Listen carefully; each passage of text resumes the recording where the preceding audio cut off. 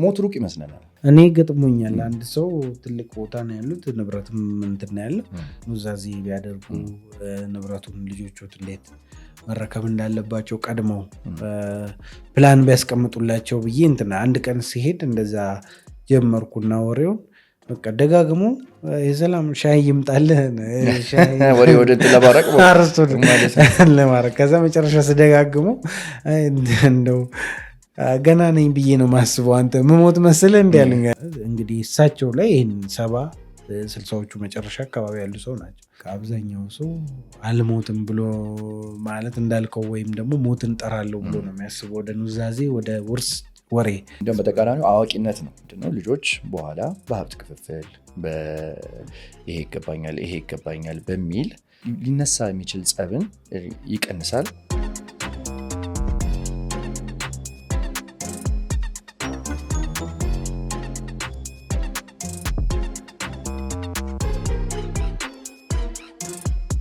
እንደምን ከረማችሁ የጠበቆች ፖድካስት ተመልካቾቻችን።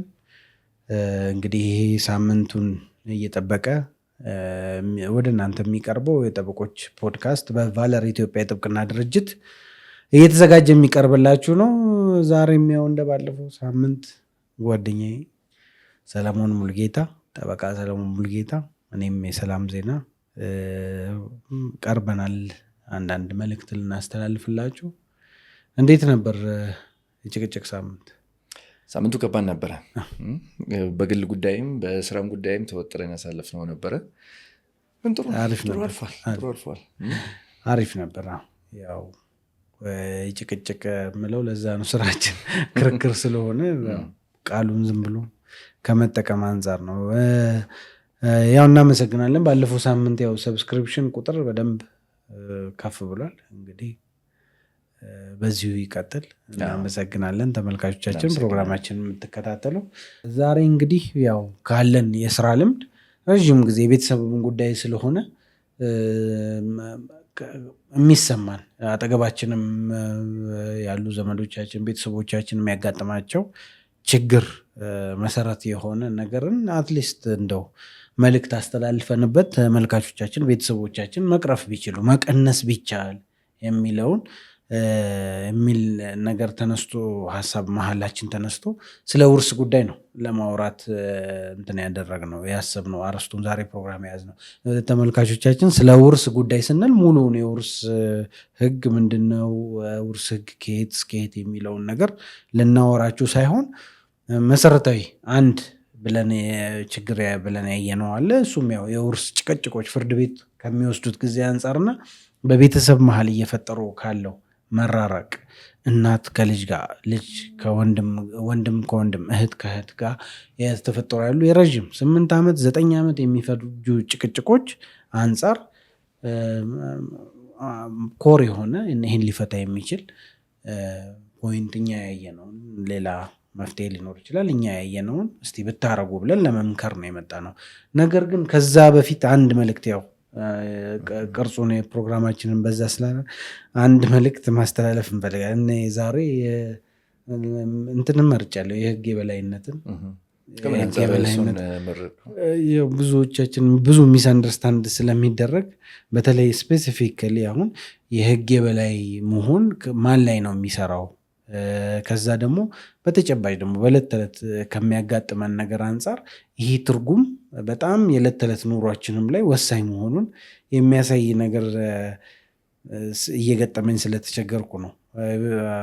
ስፔሲፊካሊ የትራፊክ መንገድ ላይ የሚገጥመንን እንትን ነው። አንዳንድ የመንግስት ተሽከርካሪዎች የመንግስት ሰሌዳ ያላቸው ሁሉንም ማለት አይደለም፣ አንዳንድ መከላከያ ሰሌዳ የፖሊስ አባላት የሆኑ አንዳንድ ጥቁር መስታወት የለጠፉ መስታወታቸው ላይ ጥቁር የለጠፉ ተሽከርካሪዎች ሁሌ ለስራ ጠዋት ስንወጣ መንገድ እንትን እያሉ በተቃራኒ መንገድ ሀዛርድ እያበሩ የሚሄዱበት ወደ ስራ ነው የሚሄደው፣ እሱም አንተም ወደ ስራ ነው የምትሄደው። ይሄ ከህግ የበላይነት አንጻር እንዲቃኝ ፈልጌ ነው እንዲያውቁት። እንደዚህ የሚያደርጉ ሰዎች መንገድ ጠመኝ መሰለህ ባለፈው ከሰፈሪ ወደዛ ስለሆነ ከጎሮ ወደ ጃክሮስ እየመጣ አንዳንድ ጊዜ ይዘጋጋል እና የመከላከያ ታርጋ ያለው መኪና ነው።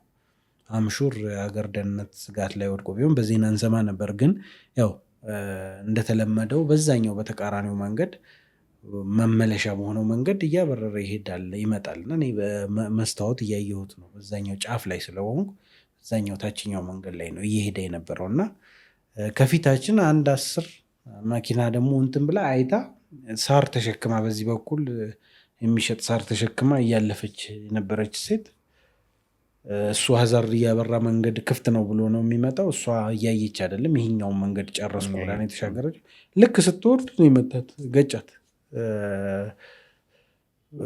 ይሄ እሱም መንገዱን እየጠበቀ አይደለም፣ እሷም የጠበቀችው አደጋ ነው አክቹዋሊ። ግን ኖርማሊ እሱም በዛ አካሄድ መሄድ አልነበረበትም። በዛ መንገድ ላይ ራሱ ሊገኝ አይገባውም እና እሷም ያላሰበችው አደጋ ደረሰባት። ይሄ ሕግን ካለማክበር፣ የሕግ የበላይነትን ካለመረዳት፣ ያ በዛ ባልኩት የመከላከያ ታርጋ ስላለው ጀነራላይዝ ማድረጊ አይደለም፣ ሁሉም መከላከያ ማለት አይደለም። መከላከያ ስለሆነም እንደዚህ አይነት ነገር ያስባሉም እያልኩ አይደለም። ነገር ግን የሁኔታዎቹን መገጣጠም አንደርስታንድ እንዲያደርጉት ነው። ሕግ ሁኔታውን አለመረዳት እኛ ከምናየው እኔ የሕግ ባለሙያ ስለሆንኩ የማይበት አተያይ ስላለ እሱን አተያይ ሼር ለማድረግ ነው። እነሱ ቀለል አድርገው ሊያዩ ይችላል በዛን ጊዜ። ያው እንግዲህ የሕግ የበላይነት የሚለው መርህ ተፈጻሚነቱ ለግለሰቦችም እና ለተቋማት ነው። ለተቋማት ስንል ደግሞ መንግስታዊ ላልሆኑም ተቋማት ተፈጻሚነት ይኖረዋል ማለት ነው። ምንድነው በአገሪቱ ባወጣቻቸው ሕጎች እንዲሁም በተቀበለቻቸው ሕጎች መርህ መሰረት መገዛት ማለት ነው። የሕጎቹን የበላይነት አምኖ መቀበል ማለት ነው። በሕጎቹ ፊት እኩል መዳኘት ማለት ነው። እኩል አክሰስ የማግኘት መብት ማለት ነው። እና ከዚያ አንጻር አሁን ቅድም ያልከው ኢንሲደንት በጣም ነው የሚያሳዝነው። እንደዚህ አይነት እንዳልከው አይነት አደጋዎች እንዳይደርሱ ማድረግ ይቻላል። በምን? የትራፊክ ደንብና መመሪያዎችን በማክበር በቀላሉ በማክበር ማለት ነው።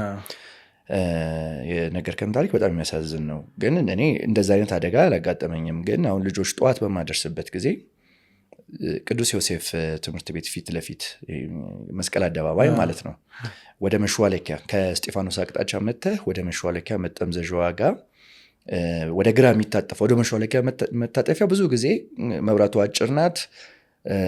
ቶሎ ቶሎ ትቆማለህ። ቀጥታ ወደ ለጋሪ የሚሄደው ይፈጥናል። ምንድን ነው የሚያደርጉት? አንዳንድ መኪኖች እንዲሁ የጸጥታ አካል መኪኖች፣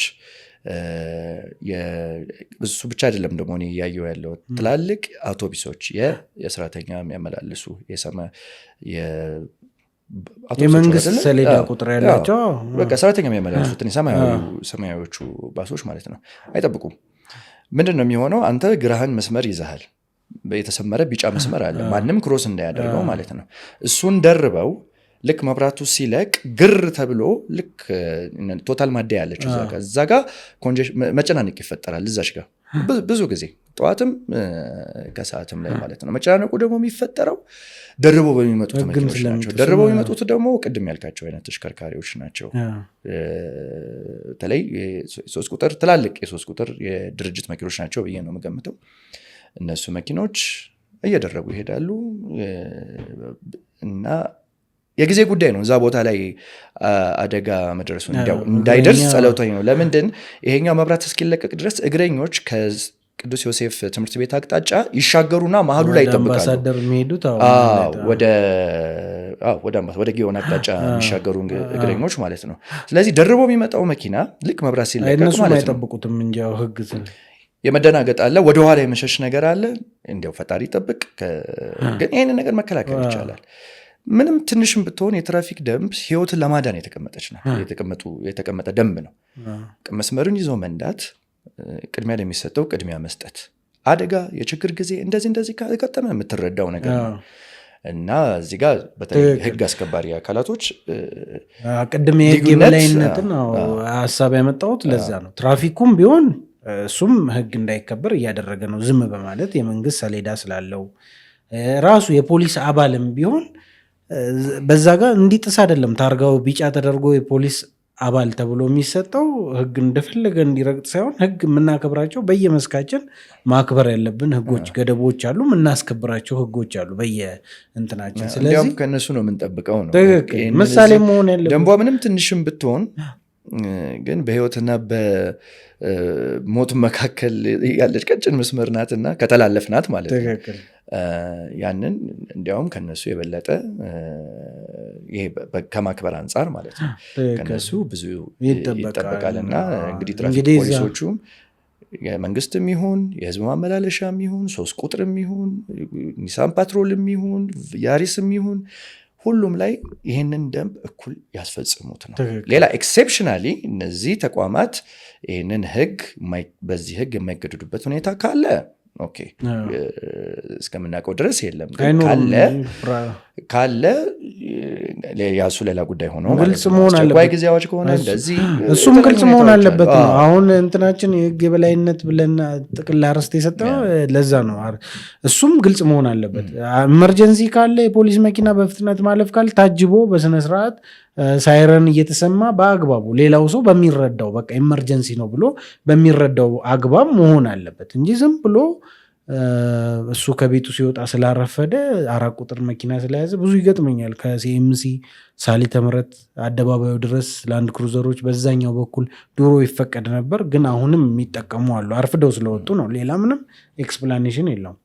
ስለዚህ ለትራፊኮችም ሊፈሩ አይገባም። ይሄ ሰውዬ ህግ ነው የጣሰው። ሚኒስትርም ሆነ ጠቅላይ ሚኒስትሩም ህግ የሚያከብሩ ናቸው። በህግ ስር ነው የስራ መዘርዝራቸው፣ ስራቸው የሚሆነው በህግ ስር ስለሆነ እሳቸውም ህጉን አክብረው ነው የሚንቀሳቀሱት። ሌሎቹም ሊያከብሩ ይገባል። ስለዚህ ትራፊኩም አስቁሞ ለሌላውም ተመልካች እኔ ለምንድን ነው የምጠየቀው? ነገ ጥሼ በዛ ጋር ብሄድ ለምን እጠየቃለሁ? የምጠየቅበት አግባብ የለም። ወደ እልህ ወደ ስሜታዊነት የሚወስድ ነገር ነው። እነሱን እያሳለፍክ እኔ ነኝ። ስለዚህ እባካችሁ የህግ የበላይነት ከጥቃቅኗም ነገር አንጻር ሊታይ ይገባል የሚለውን መልእክት ለማስተላለፍ ነው የፈለግ ነው። ስለዚህ ወደ ዋናው አርዕስታችን እንገባለን። እንግዲህ ይህንን አንዳንድ ብሶቶቻችን እንደዚህ እናወራለን። እንግዲህ ህግን እንዲከበር ከመፈለግ አንጻር ማለት ነው። ወደ ዋናው ዛሬ እንግዲህ የውርስ ጉዳይ ነው እንትናችን። በመሰረታዊነት የውርስ ጉዳዩንም ነጥቡን ለማስያዝ ለተመልካቾቻችን እንግዲህ ብዙ ምክንያቶች አሉ የውርስ ክርክር ሊያመጡ የሚችሉ ክርክሮች ሊነሱ ውርስ ላይ ውርስ ሂደት ላይ ማለት ነው። ነገር ግን አሁን በጣም ኦቪየስ እየሆነ የመጣው ምንድነው? ሟቾች ድንገተኛ ሞት አለ ወይም ደግሞ በቃ በእድሜ ሞት ያው ፕሮግራም የተደረገልን ነገር ስለሆነ የማይቀር ነገር ነው። እንሄዳለን። ሁላችንም የምንሄድበት መንገድ የተለያየ ሊሆን ይችላል። እንዳልኩ በድንገት ሊሆን ይችላል፣ ወይም ደግሞ በጊዜ ጨርሰህ ቆይታህን ጨርሰህ ሊሆን ይችላል የምትሄደው። እነዚህ ነገሮች ደግሞ ንብረት ትተህ ትሞታለህ። አብዛኛው ፍርድ ቤት ውስጥ ያሉን ክርክሮች ይሄ ለእኔ ነው የሚደርሰው፣ ይሄ ለአንተ ነው የሚደርሰው፣ ክፍፍሉን በተመለከተ ይሄንን እናድርግ ያንን እናድርግ የሚል ጭቅጭቅ፣ ኪራዩን ማን ይውሰድ፣ ባንክ የተቀመጠውን ገንዘብ እንዴት ይካፈል፣ አብሮ ይቆይ የሚሉ፣ አንዳንድ ደግሞ ቅርስ ነው የሚል ሰው አለ። በጣም የሚገጥሙን ሰዎች አሉ። የሟች አባት ትቶት የሄደው ቤት ቅርስ ነው፣ አይሸጥም፣ መብት የለህም፣ እንደዛ መከፋፈል የለብንም፣ እንዳለ ይቀመጥ፣ ይሄ ንብረት ማስታወሻ ነው። እንደዚህ አይነት ክርክሮች ይመጣሉ።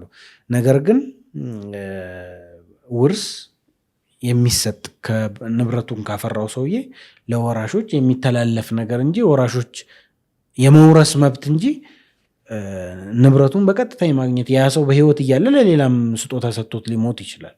ለሌላም ለእርዳታ ድርጅትም አስተላልፎት ሊሞት ይችላል። ስለዚህ እነሱ የመውረስ መብት ነው እንጂ የሚከበርላቸው የግዴታ ያንተን ንብረት ለእኔ ሳታወርሰኝ መሞት አትችልም የሚል ነገር የለም። ስለዚህ እነዚህ መብት የሆነውን አውራሹ በተለይ ንብረት ያፈራው ሰው ንብረቱን እንዴት እንደሚከፋፈል መወሰን እንዳለበት እያየን ስለሆነ ማለት ነው። ወራሾችም የሚደርሳቸውን ነገር በግልጽ አውቀው ወይም ደግሞ ቀድሞ የተረዱት ነገር በኑዛዜ ተገልጾ የተቀመጠ ነገር ካለ ግጭቶቹ እነዚህ የውርስ ክርክሮችን ረዥም ዓመት የሚፈጁና በቤተሰብ መሀል ችግር የሚፈጥሩ ክርክሮችን ይቀርፋሉ ብለን ስላሰብን ዛሬ አጠቃላይ እንግዲህ ስለ ኑዛዜ ምንድነው መደረግ እንዳለበት፣ ኑዛዜ ምንድን ነው የሚለውን ነገር ባጭሩን እንዳስሰዋለን። ያው እንዳልከው ነው። ምናልባት ይሄ እንደዚህ አይነት አማራጮች እንዳለን እንግዲህ አሁን እንደ ህግ ባለሙያ ሳይሆን የማወራው እንዳንድ ግለሰብ ይሄ ነገም የሆነውን ሞት ሩቅ ይመስለናል እና እንደዚህ አይነት ነገሮችን ካሰብን እኔ ያው ፐርሰናሊ የምረዳው እንደ ነገሩን እንደጠራሁት ሞትን እንደጠራሁት በቃ አይደለ ይሄ እንደ ነውር ነገር እስቲ እኔ ካለፍኩ በኋላ እስቲ ለልጆቼ ለባለቤቴ ሌላም ቤተሰብም ካለኝ ለዛ ማድረግ ያለብኝ ነገሮችን ማሰብ ያንን ሞትን እንደመጥራት ተደርጎ ይቆጠራልና እኔ እዛ ተጽዕኖም እኔም ራሴ ሰለባ ነኝና ብዙ ሰዎችም ደግሞ በስራ ስታማክር እኔ ገጥሞኛል። አንድ ሰው ትልቅ ቦታ ነው ያሉት ንብረትም እንትን ያለ ያው አረጋለሁ ብዙ ጊዜ እኔ እናገራለሁ ኑዛዜ ቢያደርጉ ንብረቱን ልጆቹት እንዴት መረከብ እንዳለባቸው ቀድመው ፕላን ቢያስቀምጡላቸው ብዬ እንትና አንድ ቀን ሲሄድ እንደዛ ጀመርኩና ወሬውን በቃ ደጋግሞ የሰላም ሻይ ይምጣልህ ወሬ ወደ ለማረቅ ለማረቅ ከዛ መጨረሻ ስደጋግሞ እንደው ገና ነኝ ብዬ ነው ማስበው አንተ ምሞት መስልህ እንዲ ያሉኝ እና የጨዋታ አድርገው ማለት ነው እና አይ አይደለም እንደዚህ መፍትሄ ስለሆነ ነው በሚል አይ በቃ እውነት እንደዚህ ነው የነገሩኝ። አሁን ይህን ስለዚህ ማውራታችን ራሱ አሁን ከቅድም ጀምሮ ስታወራው እየሰቀጠጠኝ ነው። እኔ በቃ እንዴ አለኝ ጊዜ ብዬ ነው ማስበው ብለው አክቹዋሊ ከኔ ጋር ስታነጻጸር እድሜያቸውን ስታይ ትልቅ ሰው ናቸው። እንግዲህ እሳቸው ላይ ይህን 60ዎቹ መጨረሻ አካባቢ ያሉ ሰው ናቸው። ይህንን ሲያስቡ በቃ አብዛኛው ሰው አልሞትም ብሎ ማለት እንዳልከው ወይም ደግሞ ሞትን ጠራለሁ ብሎ ነው የሚያስበው። ወደ ኑዛዜ ወደ ውርስ ወሬ ከገባህ የሚለውን ያወኩበት አጋጣሚ አለ። እንዲሁም በተቃራኒው አዋቂነት ነው። እንዲሁም እንደዚህ አይነት ነገር አስቀድሞ መዘጋጀት አዋቂነትን ያሳያል። ምንድነው ልጆች በኋላ በሀብት ክፍፍል ይሄ ይገባኛል በሚል ሊነሳ የሚችል ጸብን ይቀንሳል። ሙሉ በሙሉ ያስወግዳል ማለት አንችልም፣ ግን ይቀንሳል። የአባታቸውን ወይ እናታቸውን የወላጆቻቸውን ምኞት፣ ፍላጎት በሕይወት እያለ ያፈሩትን ንብረት በተመለከተ ወራሾች እንዲያውቁና ያንን ደግሞ አክብረው እንዲተገብሩም እንደ አቅጣጫም ሊያገለግልም ይችላል። እንዲያው እንደ የሞራል ተጽዕኖ ራሱ ሊያሳድርባቸው አስገዳጅም ሊሆንባቸው ይችላል። እንዲያው ይሄ ከህጋዊነቱን ከህግ አንጻር የሚነሳውን ጉዳይ እንኳን ወደ ጎን አድርገ ነው ማለት ነው እና መኖሩ ጥሩ ነው እና እንግዲህ ይህንን ነገር ከመሸሽ አንጻር ብዙ ሰው ይሄ አማራጭም እንዳለው ንብረቱን በተመለከተ ላያውቅ ይችላል። ስለዚህ ጥቅሙ በወራሾች መካከል የሚነሳውን ክርክር እንግዲህ በፐርሰንት የተደገፈ ጥናት ልናደርግ ባንችልም ግን አብዛኛውን ክርክር ሊያስወግድ የሚችል አብዛኛው ክርክር ያው የምታውቀው ነው። ፍርድ ቤት እንዳልኩ ነው። አንደኛው በመሰረታዊነት ንብረት ይቆይ በጋራ ሆኖ ይቆይ የሚሉ ሰዎች እኔ እያስተዳደርኩ ብዙ ከጀርባው ያለው ነገር አንድ የሚያስተዳድር ታላቅ ወይ ታናሽ የሆነ የቤቱ አንድ ወሳኝ የሚባል ልጅ ይኖራል ወይ ቤተሰብ ይኖራል። እሱ ሰው የማስተዳደር ኃላፊነቱ እንዳይጠፋ ከጀርባው ያለው አይ ይሄ ንብረት የቤተሰብ ነው ይቆይ ባለበት ይላል። የራሱ ህጉ ያስቀመጠው የሚቆይበት ሁኔታ አለ በጋራ ሆኖ እሱን ሳይሆን የሚያስበው በእኔ ቁጥጥር ስር ይቆይ እያለ የሚያስብበትና ሌሎች ወደ ክርክር የሚሄዱት እንዴት ነው? አሁን ሌሎች በቃ ውርስ ሀብቱ ይከፋፈል በሚል ይጣራልን በሚል በፍርድ ቤት ይሄዳሉ። ሌላው ደግሞ ተስማምተው ሁሉ ነገር ላይ ሄደው ክፍፍል ላይ መጣላት፣ አንዱ አንድ ንብረት ላይ ያስቀር ይፈልጋል፣ አንዱ ሌላ ላይ ያስቀር ይፈልጋል። እነዚህን ነገሮች መጣላት የክፍፍል ሁኔታ ላይ እና እነዚህ ከሆኑ ደግሞ ከእንደገና ሌላኛው ደግሞ ኢምፖርታንት መካካድ ቤተሰብ አንዱ የውጭ ልጅ ይኖራል ከውጭ የተወለደ ልጅ አይደለህም ልጅ ነህ ብሎ እንትን ማለት ሰውየው ያውቀዋል። ሟቹ ወይ እናት ወይ አባት የሞቱት ከሆኑ ያውቁታል። እናት ወይ ታውቃለች አባት ያውቃል ልጅ መሆኑ ማለት።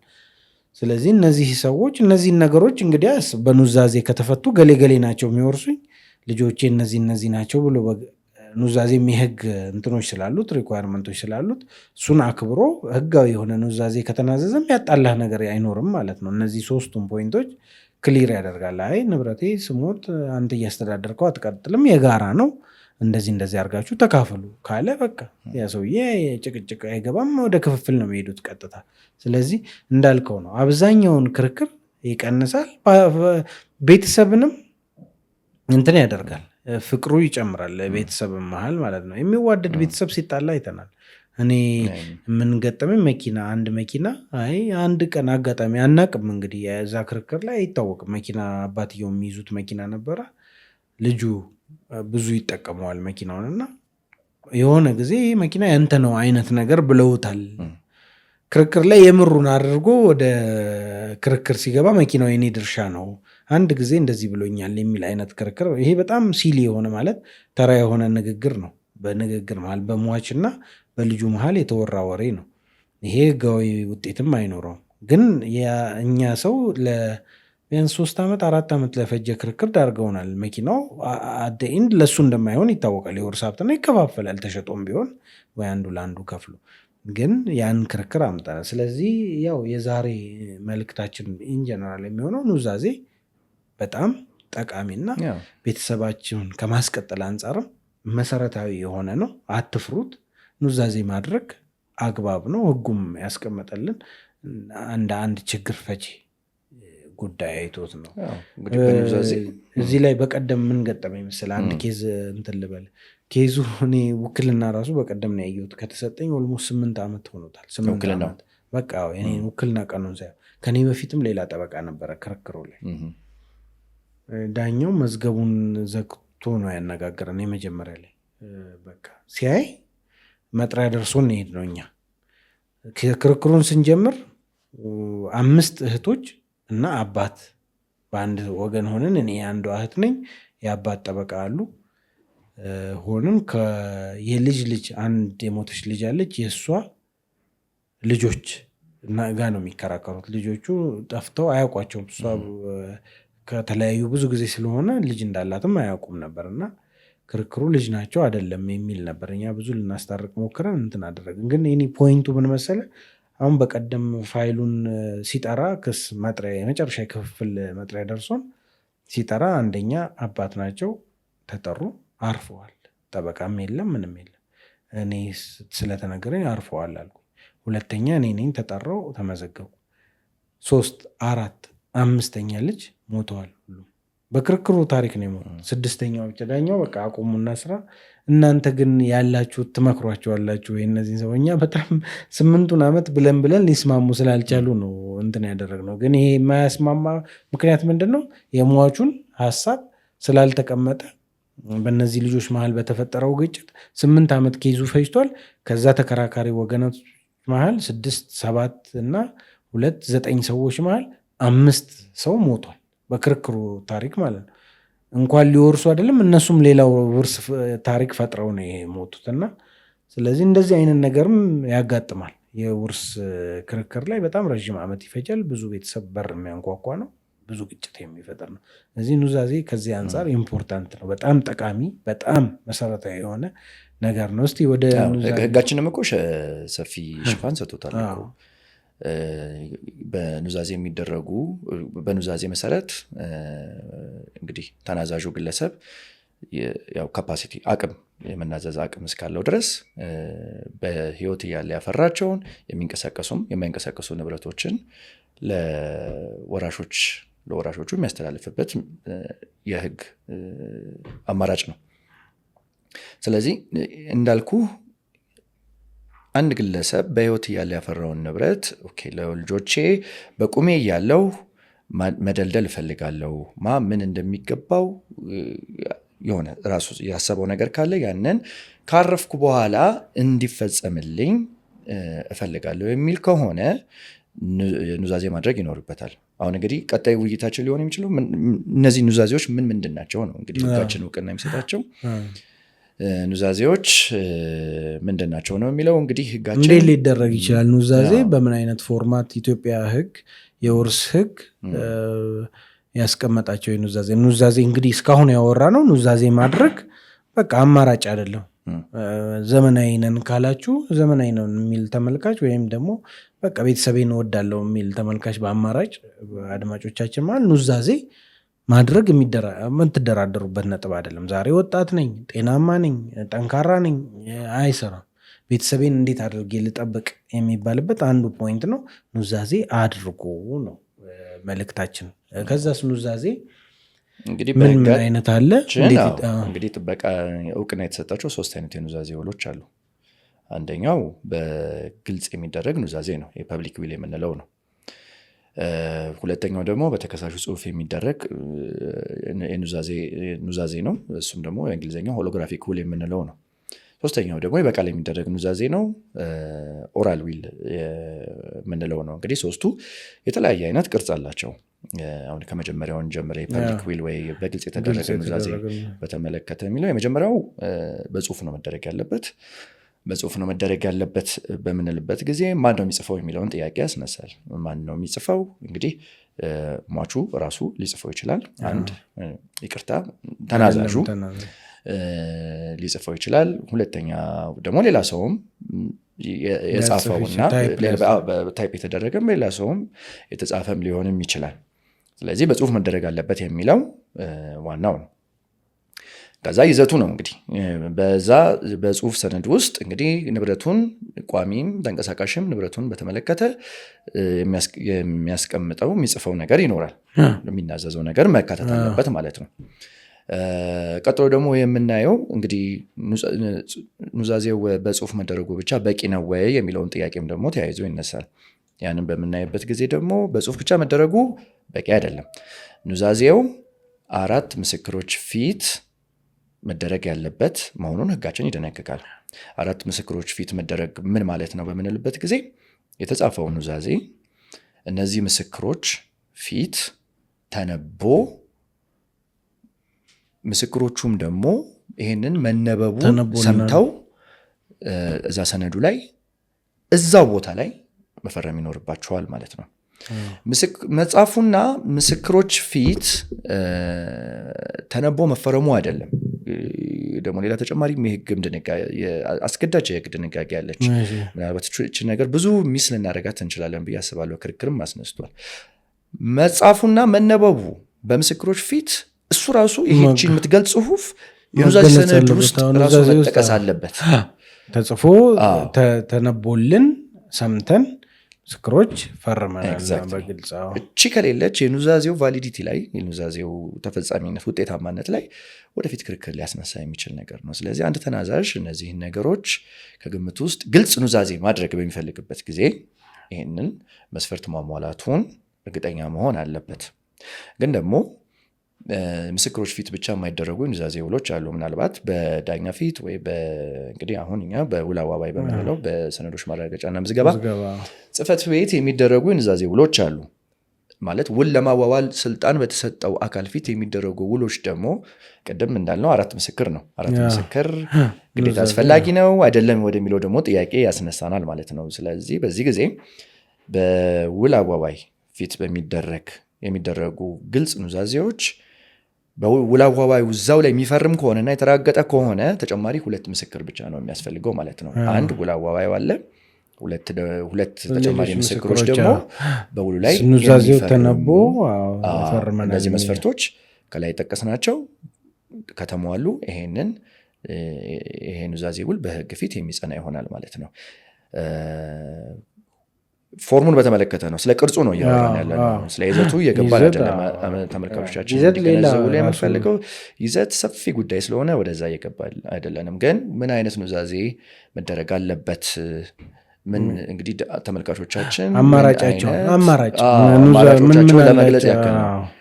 ሁለተኛው ደግሞ በእጅ የተጻፈ ኑዛዜ ውልም ነው ወይ ሆሎግራፊክ ኑዛዜ የምንለው ነው። ይሄ ደግሞ ከዛኛው ለየት የሚያደርገው ውሉ በጽሁፍ የሚደረግ ውል መሆኑ እንደሆነ ሆኖ ሰነዱ በተናዛዡ ነው መጻፍ ያለበት። በተናዛዡ እጅ ጽሁፍ ነው መጻፍ ያለበት። በተናዛዡ እጅ ጽሁፍ ተጽፎ እና ተናዛዡም ሊፈርምበት ይገባል። እያንዳንዱ ገጽ ላይ ሊፈርምበት ይገባል። በተጨማሪም ሰነዱ በሱ እጅም ተጻፈም መጻፉ እንደተጠበቀ ሆኖ ኑዛዜ መሆኑን የሚጠቁም ግልጽ የሆነ ጽሁፍ ከላይ ሊመለከት ይገባል። ለምሳሌ ንብረቴ መኪናው ለገሌ፣ መኪና ብሩ ለሁለተኛው ልጄ፣ ቤቱ ለሶስተኛው ልጄ የሚል አይነት ድልድል ቢያደርግ ግን ይሄ ኑዛዜ መሆኑ እስካልተገለጸ ድረስ ውጤታማ አይሆንም ማለት ነው። ቫሊድ ሊሆን አይችልም። ስለዚህ ግልጽ በግልጽ ኑዛዜ መሆኑን የሚገልጽ ጽሁፍ ሊይዝ ይገባል እንበል። አሁን የእጅ ጽሁፍ ነው እያወራናል። ታይፕስ ቢደረግ ማለት ታይፕ ሌላ ሰው ሊያደርግለት ይችላል አይደለ? ስለዚህ ይሄ ከተደረገ ወደ ፐብሊክ ውል አይነት ይዘት ሊለወጥብን ነው ማለት ነው። ስለዚህ በእጅ ጽሁፍ ባይሆንና በታይፕ ቢጻፍ ይሄንን ገልጾ ራሱ እያንዳንዱ ገጽ ላይ ይህ በታይፕ የተጻፈው በእሱ ራሱ መሆኑን የሚገልጽ ጽሁፍና ፊርማ መኖር ይኖርበታል ማለት ነው። ስለዚህ እንደዚህ አይነት ይሄንም ምዝገባም ሪኳየርመንት የለውም። ራሱ ጽፎ የሚያስቀምጠው ነው። አባቱ ጋር ሊያስቀምጥ ይችላል። ቤቱ መሳቢያ ውስጥ ካዝና ውስጥ ሊያስቀምጥ ይችላል። ራሱ ብቻ እነዚህን መስፈርቶች ያሟላ ነው። እንደዚህ ከሆነ በሕግ ፊት የሚጸና በእጅ ጽሁፍ የተደረገ ወይ ሆሎግራፊክ ውል የምንለው ኑዛዜ ተፈጽመዋል ማለት ነው። የቃል ኑዛዜ ናት የቀረችው የመጨረሻው እሷ። እንግዲህ የቃል ኑዛዜ እንደ ኤክሴፕሽን ናት፣ በልዩ ሁኔታ ነው የምትታየው። እና እንግዲህ ቅድም እንዳልነው ነገ የሚያጋጥመን ነገር አናቅም። ነገ ሳይሆን ብቻ ከደቂቃ በኋላ የሚያጋጥመን ነገር አናቅም። እና እንደዚህ አይነት ነገሮች ለህይወታችን አስጊ የሆኑ ነገሮች በሚፈጠሩበት ጊዜ ወይም በሚፈጠሩ ጊዜ ህጉ ይሄ አደጋ ውስጥ ለወደቀው ግለሰብ እንዲናዘዝ እና ኑዛዜውም ራሱ ውጤት እንዲኖረው የተወሰኑ ድንጋጌዎችን አስቀምጧል። ስለዚህ የቃል ኑዛዜ የምንላት አንድ ሰው በቃ ልሞት ነው በቃ አክትሟል፣ ነገር ሁሉ አክትሟል ብሎ የሚያስብበት ሁኔታ ውስጥ ራሱን ካገኘ በቃል ንብረቱን በተመለከተ የተወሰነ ትዕዛዝ የሚሰጥበት እና ያም ደግሞ በሕግ ፊት የሚጸናበትን አማራጭ አስቀምጧል። ግን ይሄ እንዲሆን በዚህ ሁኔታ ውስጥ ያለው ሰው ሲናዘዝ በሁለት ምስክሮች ፊት መሆን አለበት። ይህንን ቃሉን ሲሰጥ ሁለት ምስክሮች ሰምተው እና የተናገረውን ነገር በኋላም ሊያስረዱ የሚችሉ መሆን አለበት። በሁለት ምስክሮች ፊት መደረጉ ደግሞ እንበልና ማንኛውም አይነት ንብረት በተመለከተ እንዲናዘዝ ፈቃድ ተሰጥቶታል ወይ የሚለው ደግሞ ጥያቄ ያስነሳል። ለምሳሌ ድርጅቶች ቢኖሩት፣ ሰፊ ሀብት ቢኖረው በዛች ቅጽበት ውስጥ ይህን ሁሉ በተመለከተ በቃሉ እንዲናዘዝ ሕግ ይፈቅድለታል የሚለው ነው። ይፈቅድ የተወሰኑ 4 ነጥቦች ላይ ብቻ ነው ኑዛዜ እንዲያደርግ የቃል ኑዛዜ እንዲያደርግ የተፈቀደው። እነሱም ምናልባት ፋይናንሻል ገደብም አለው። 500 ብር ፋይናንሻል ገደብም አለው። የቀብር ሁኔታ በተመለከተ እና ደግሞ የቀብር ሁኔታ አፈጻጸም በተመለከተ የቀብር ወጪዎችን በተመለከተ እንዲሁም ለልጆች የተወሰነ ንብረት መስጠትን በተመለከተ ብቻ ነው እንጂ የተወሳሰበ ሙሉ ኑዛዜ አይደለችም። ኢንጀነራል አሁን ለቤተሰቦቻችንም እንትን ለማድረግ እቺ ዝም ብላ የድንገተኛ ኢመርጀንሲ ኑዛዜ ናት እንጂ የቃል ኑዛዜ አይመከርም። እኛም አሁን እየመከርን ያለ ነው እሱን ሳይሆን በጽሁፍ ወይ በሰነዶች ሄዳችሁ ወይ ፍርድ ቤት ሄዳችሁ ኑዛዜ የተሟላ በምክር ሕግ ባለሙያ ምክር ሊሆን ይችላል፣ አጠገባቸው ባለ እነዚህ አይነት ነገሮች በሚያቅሰው ምክር በደንብ ተረቆ ሁሉም ዝርዝር ንብረታቸው ተገልጾ ኑዛዜ እንዲያደርጉና እንዲያስቀምጡት ነው። ቢቀመጥ ችግር የለውም። 10 ዓመት ቀዳሚው ማን እንደሆነ እንዳልነው ነው ቅድም አይታወቅም። አንተ ትሞታለህ ማለት አይደለም። ያወረስካቸውም ሰዎች ሞተው አሁን ሌላው ዓለም ሀገራት ላይ ምን ይደረጋል? እንትንም ምንድን ነው የሚባለው ሪቫይዝም ይደረጋል። ኑዛዜ ሪቪዥንም ይኖረዋል። ከጊዜ ወደ ጊዜ አቋምህን ስትለውጥ ሪቪዥን ይኖረዋል። ሰዎች ያወረስካቸው ሰዎች ሲያርፉ ሪቪዥን ወይም ደግሞ እንደገና መልሶ ሊጻፍ ይችላል። እንደዚህ ክልከላ ስለሌለው በሕጉ 10 ኑዛዜ 20 ኑዛዜ እስከ ሕይወት መጨረሻ ተናዘህ እያስቀመጥክ እየቀየርክ ልትሄድ ትችላለህ። አንድ ኑዛዜ የተደረገ ማለት እስከ መጨረሻው ድረስ ይጸናል ማለት አይደለም። በየጊዜው ሊከለስ ይችላል። ያው ቃል ኑዛዜም ደግሞ ኤክሴፕሽናል የሆነ ጉዳይ ላይ በልዩ ሁኔታ ሕግ እውቅና የሰጠው አንድ ሰው አደጋ ውስጥ ስላለ የተወሰነ ነገር ላይ ብቻ እንዲናዘዝ እድል የምትሰጥናት እንጂ እንዳማራጭ የሚመከርም አይደለም። እኛም አንመክርም። እኛም አሁን የዛሬው ፕሮግራም ምን ያቀረብ ነው ያው ሁኔታዎች ካየናቸው ሁኔታዎች አንጻር ኑዛዜ ማድረግ ዘመናዊነትና ለቤተሰብ ከማሰብ የሚመጣ እንትን ነው። አንድ ሁለት ኬዝ እዚህ ላይ እንደው ማስተማሪያም ይሆናል እና አንድ ኬዝ ነበረኝ። ሁለት ልጆች ያሉት አባት ትልልቅ ልጆች ናቸው። ኦልሞስት 30ዎቹ አካባቢ የሆኑ ልጆች ናቸው። ከዛ ከጊዜ በኋላ ትልቅ ቤት ነው ያላቸው፣ ወሳኝ ቦታ የምትለው ከተማ ውስጥ አለው። ከዛ በኋላ ልጆቹ ተምረው ይወጣሉ ከቤት። ብቸኝነት ተሰምቶት ከተወለደበት ሀገር ነው ለዛም ከገጠር እንትን ትዳር ብሎ ፈልጉልኝ ብሎ ወጣት ነው፣ እድሜም ልዩነት ከፍተኛ አለ። ልጆቹን የምታክል ሴት ነው ያገባል። በስነስርዓት ነው እሱ አግብቶ ወለዱ ወዲያውኑ አዲስ ልጁ የሚገርም 3 ዓመት ሳይሞላው አባት በድንገተኛ ህመም እኚህ ሰው ያርፋሉ። ሲያርፉ ቀጥታ ያቺ በሀገር ሽማግሌ በምናምን ትዳር የፈጸመች ልጅ ከቤተሰቦቿ ተረክበው ያመጧት ቃል ገብተው በባህላቸው መሰረት ኃላፊነት ወስደው ያመጧት ልጅ ወልዳ ቤት ውስጥ ያለች ልጅ አናቃትም፣ የቤት ሰራተኛ ናት የሚል ክርክር ተጀመረ። የቤት ሰራተኛ ናት አናቃትም፣ ልጁም የማን እንደሆነ አናቅም የሚል ክርክር ተነሳ። ሁለቱ ልጆች መጥተው ማለት ነው። እነሱም ላይ አንዳንዴ ያው የሚያውቁት ነገር ሊኖር ይችላል፣ ግን አትፈርድም። ኦልሬዲ እነሱ ውጭ ናቸው ያሉት፣ የሉም ቤት ውስጥ ስራ የራሳቸው ህይወት ላይ ናቸው። አባት አግብተው ወልደዋል። 3 ዓመት 2 ዓመት ጉዳይ ነው። አንዳንድ ጊዜ ቤተሰብ መሀል የሚፈጠር ክፍተት ከዛም በላይ ሊሆን ስለም እዛ ክርክር ልጅቷን ነው ሰው ያመጣት ይቺ ልጅ ናት የኔ ደንበኛ የሆነችው ያገባችው። ክርክራቸው ይሄ ነበር። በቃ የቤት ሰራተኛ ናት እንጂ ሚስት አይደለችም የሚል ነው። እኛ በቃ እንዳልኩ ፕሮሲጀሩ በስነስርዓት በአግባቡ ሚስት መሆኗ ሀብቴ ተብሎ እንደውም የጋብቻ ውል ተፈርሞላት ቤቱም የጋራችን ነው ተብሎ ተረጋግጦላት ክራይ የቤቱ ኪራይ እነዚህ ነገሮች ሁሉ ተብሎ ቤቱን የምታስተዳድረው እሷ ነበር። ውል አላቸው፣ የጋብቻ ውል በአግባቡ የተፈረማላቸው። ግን በቃ ክርክር ነው የገባ ነው።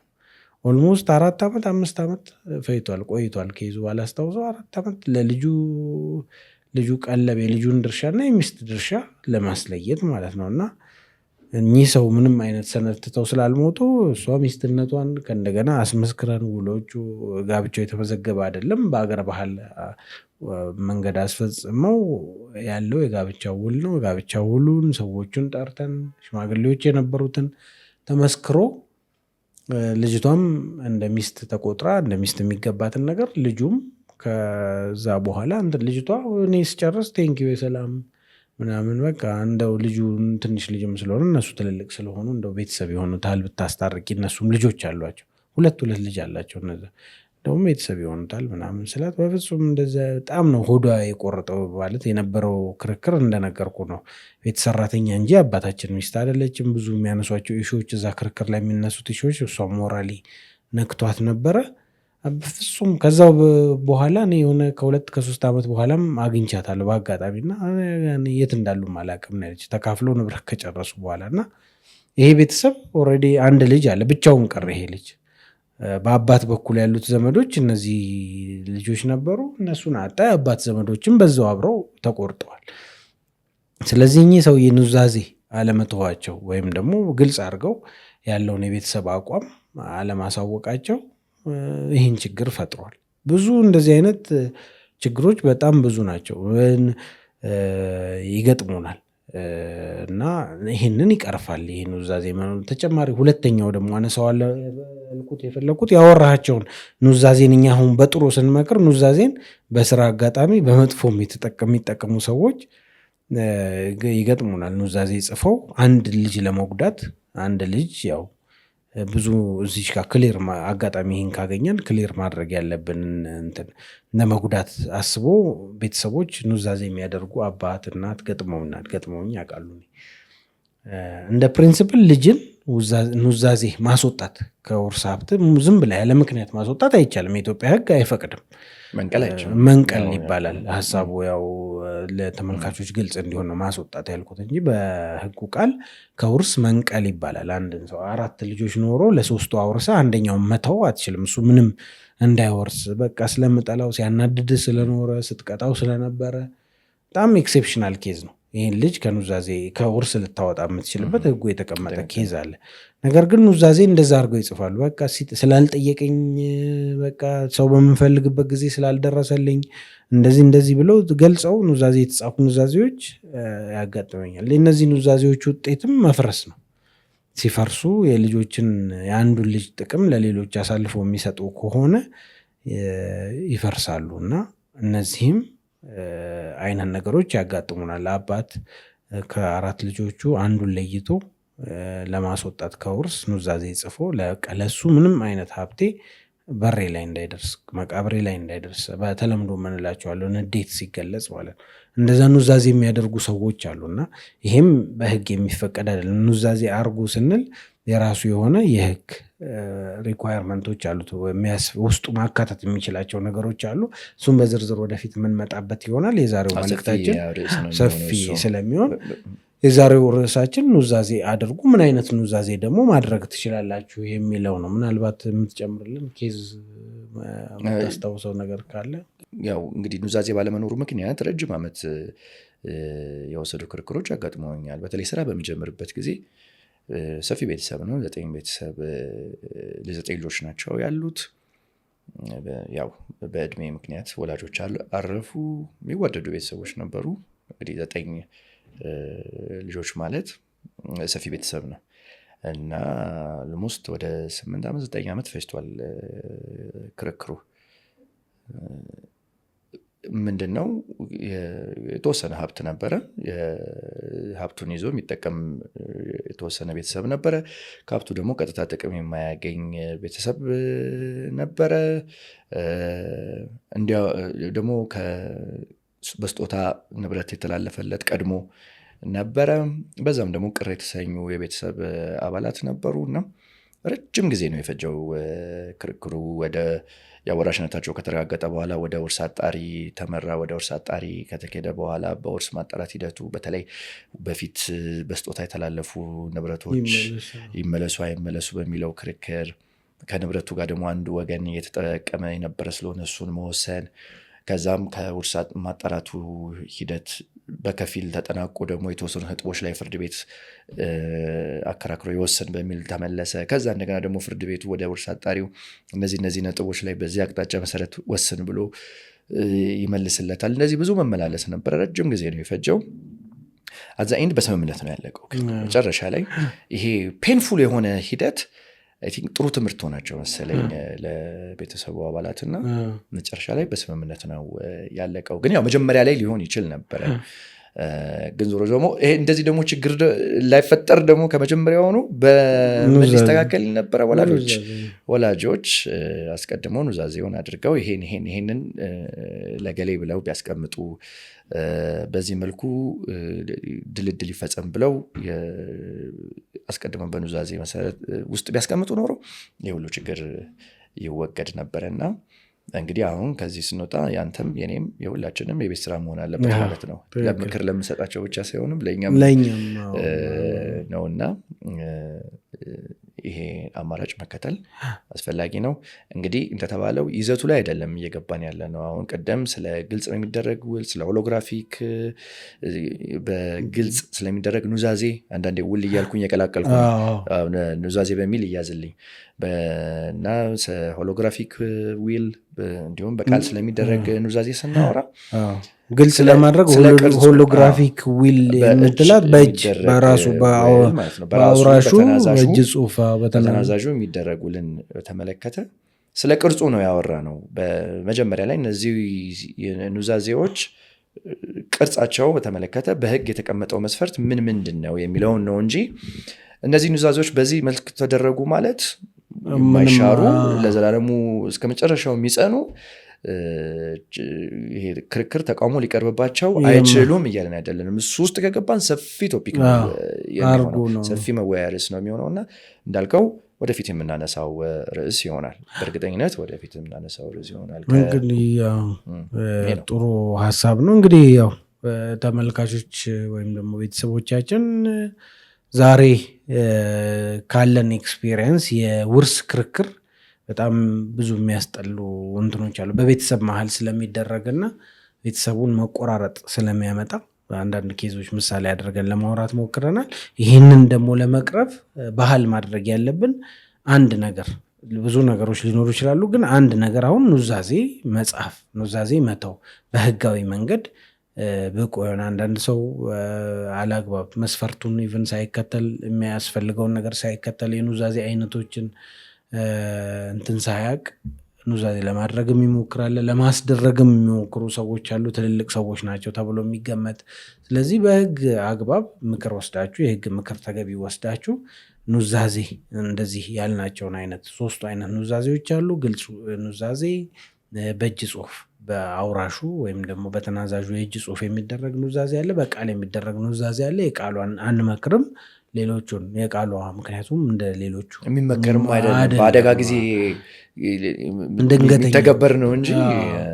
ስለዚህ ሁለቱን አይነት በተለይ ሁለቱን አይነት ኑዛዜዎች እንድታደርጉ እንመክራለን፣ እኛም እናደርጋለን። አንተ የትኛው ነው? እኔ እንግዲህ በግልጽ ይሻለኛል፣ ምንም የሚደበቅ ነገር። በ4 ምስክሮች ፊት በ4 ምስክሮች ፊት በሰነዶች ማረጋገጫ ወይም ቀርበ ከ2 ምስክሮች ጋር ደምረ እሱን ብናደርግ የተሻለ ነው የሚሆነው። ምክንያቱም ፎርማል በኋላ ማከራካሪነቱም ይቀንሳል። እዛ ላይም ኦልሬዲ ተጣርቶ ስለሚሄድ ህገወጥም ነገር ህጉን ያልተከተለ ነገርም ላይኖር ስለሚችል በእጅ የሚጻፈው ምናልባት ስሜትም ስለሚቀላቀልበት እንትን እንዳይሆን የሚደበቅ ነገር ስለሌለኝ ነው ያልከው። እና እሱም ብናደርግ ጥሩ ነው የሚለው ነው። ለዛሬ እንግዲህ ኑዛዜ ላይ ኑዛዜ አድርጉ፣ ኢምፖርታንት ነው። እኛ ስለምናየው የዕለት ተዕለት ህመሙን ኑዛዜ አድርጋችሁ አስቀምጡ። በተለይ ንብረት፣ የሚወረስ ንብረት ያላችሁ ሰዎች ቤተሰብ የማቆያ መንገዱ የቤተሰብን ፍቅር አንዱ ኑዛዜ ማድረግ ነው። በቃ ቤተሰብ በሰላም አትሊስት ኑዛዜው ላይ ችግር እንኳን ቢኖር የተናዛዡ ችግር አድርጎ እንጂ የሚወስደው እርስ በርስ የሚያመጣው ግጭት የለም። በቃ የእሱ ጥፋት ነው የሟቹን ነው ብሌም የሚያደርጉት፣ አንተ ተናዛዡን ነው ብሌም የሚያደርጉት እንጂ። ስለዚህ ምንም ቤተሰብ መሀል ያለውን ግጭት በጣም ስለሚቀንስ ኑዛዜ አድርጉ። የውርስ ክርክሮችንም ይቀንሳል። ኑዛዜ ማድረግ እንመክራለን፣ ምክር እየወሰዳችሁ። እንግዲህ የዛሬ ፕሮግራማችን እዚህ ላይ ይጠናቀቃል። እናመሰግናለን ስለተከታተላችሁን። በሚቀጥለው ፕሮግራም እስከነገናኝ እንደናሰ አመሰግናለሁ።